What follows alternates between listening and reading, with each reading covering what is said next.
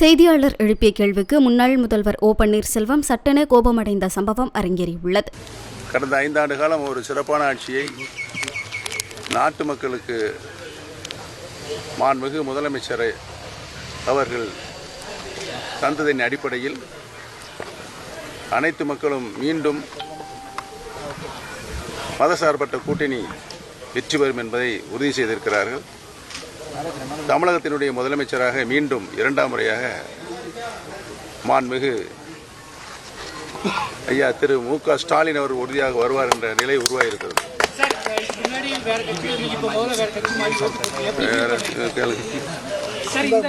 ஏற்கனவே நீ கேட்ட பதில் சொல்லிட்டேன்.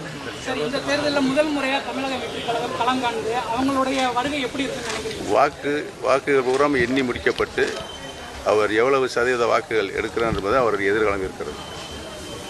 அப்புறம் கேளுங்க, யாரு அது மக்கள் கையில் இருக்கிறது.